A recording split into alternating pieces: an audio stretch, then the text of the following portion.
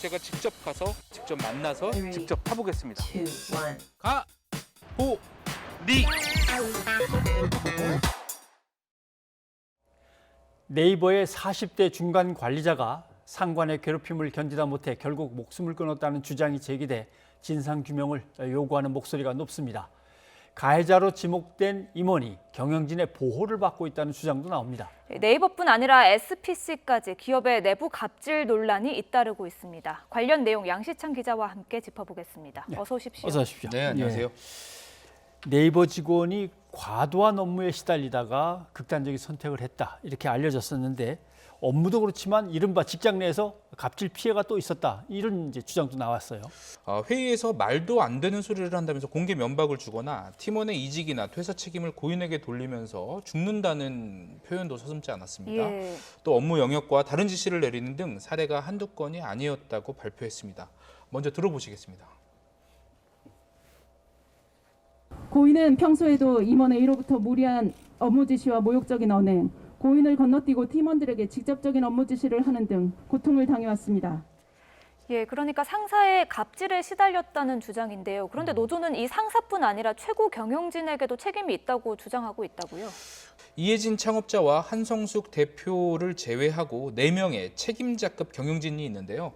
이 노조는 B 씨가 이 4명의 경영진 중에서도 가장 권력이 크다고 주장합니다. 예. 이해진 창업자와 한성숙 대표가 참여한 화상회의에서 이 A 씨에 대한 직원들의 문제 제기가 있었거든요. 하지만 회사가 꿈쩍도 하지 않은 이유가 이 막강한 B 씨가 A를 보호하고 있기 때문이라는 주장이 나온 이유입니다. 회사는 이 직원들의 문제 제기가 있은 뒤에 오히려 A 씨를 승진시켜서 이 직원들에게 절망감을 안겼다고도 설명을 했습니다. 이 경영진 소수가 권한을 독점하는 회사 시스템이 비극을 낳은 근본 원인이라는 지적입니다. 한번 들어보시겠습니다. 견제되지 않는 권한, 그러니까 독점된 권한이 이게 얼마나 문제가 되는지를 보여주는 단적인 사례라고 볼 수 있을 것 같아요. 저희가 회사의 이제 소수의 경영진들이 권한을 독점하고 있어요. 그래서 그분들이 데려온 인사 같은 경우에는 당연히 계속 좀 보호가 되는 그런 측면이 있고요. 그 가진 권한을 이제 그럼 바로 밑에 조직장에게도 부여를 하거든요. 고인이 옴짝달싹할 수 없었던 것도 이 가해자인 분이 평가권을 가지고 있는데 그 평가에 따라서 이분의 연봉 인상, 인센티브 이런 거 결정되고 스톡옵션 저희 또 있는데 또 추가 스톡옵션 이런 게 있어요. 잘하면 주는 이걸 회수하는 권한도 갖고 있거든요. 그리고 당연히 보직 이런 것들 다 갖고 있으니까. 그걸 통해서 이제 사실은 사람을 소위 말하는 갑질, 괴롭힘 이런 것들을 할 수 있는 거죠. 네. 아무튼 갑질을 증명하려면 정황 증거라든가 아니면 좀 더 분명한 조사가 있어야 될 것 같긴 한데 노조는 그걸 밝히기 위해서 임원 A 씨하고 숨진 사람이 주고받은 사내 메신저 내용을 좀 보게 해달라고 아마 요청을 한 모양인데 이건 회사가 거절했다고요? 그렇습니다. 고인이 사망한 뒤에 네이버의 그 상황을 보면 앞서 말씀드린 임원 A 씨와 그 경영진 B 씨를 포함해서 모두 4명의 직무를 정지시켰습니다. 또 사회이사로만 구성된 그 리스크관리위원회라고 이름을 붙였는데요. 이걸 꾸려서 자체 조사에 나선 상황입니다. 이 위원회는 지난 2일부터 조사를 시작했다고 밝혔습니다. 하지만 말씀대로 노조가 요구한 A 씨의 사내 메신저 내용 등은 개인정보라는 이유로 공개할 수 없다고 밝혔습니다. 예. 우선 지금은 상황을 정확하게 파악하는 게 중요하다면서 이 리스크관리위원회의 조사에 적극 협조하겠다는 뜻을 거듭 밝혔습니다. 직접 들어보시겠습니다. 저희 리스크관리위원회 쪽에서 진행하는 조사가 있거든요. 그 전 과정에 대해서도 이 노사협의회랑 투명하게 공유할 거고 회사는 그 조사 결과에 따른 결정을 기다릴 것이다. 이에 대해서 노조 측은 이 리스크관리위원회가 앞서 다른 건으로 한번 구성된 적이 있었는데 그때 제대로 진상규명을 하지 못했다라고 주장을 하면서 그 고용노동부에 특별 근로감독을 요청을 했고요.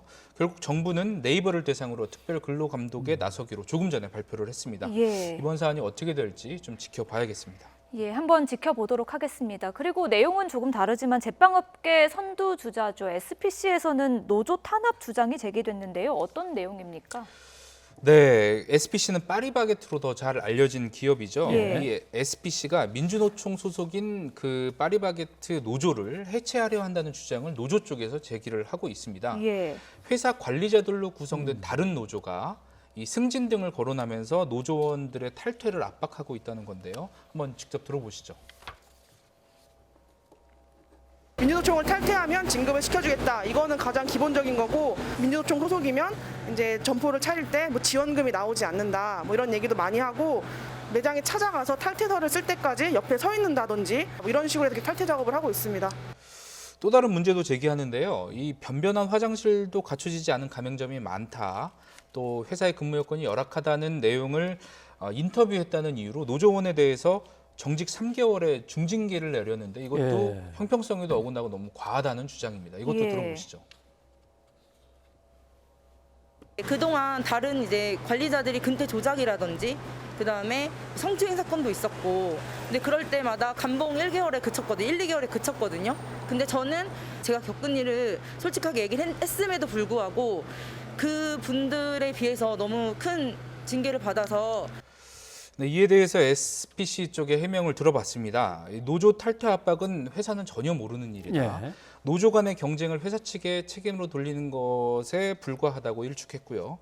또 정직 3개월의 징계는 인터뷰 내용이 대부분 허위여서 회사에 대한 명예훼손 정도가 무겁고 또 회사 사무실에 노조원들이 들이닥쳐서 소란 행위를 벌여서 예. 업무를 방해한 혐의까지 함께 징계 사안으로 다룬 것이다라고 설명을 했습니다. 예. 하지만 노조 측은 이 소란 행위라는 것도 노조 탈퇴 압박을 항의하기 위한 자리였다면서 회사 측은 이 노조 탈퇴 압박에 대한 중재 요청도 줄곧 외면하고 있다 이렇게 재반박했습니다. 네.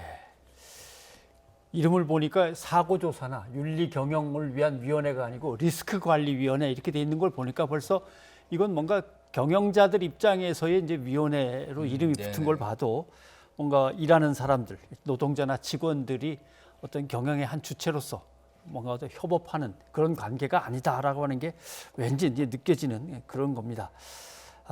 예, 아무튼 사망 사고까지 있었는데 더 이상의 갑질 같은 것들이 없어지는 기업 문화가 빨리 발전해야겠죠. 예. 양 기자 수고하셨습니다.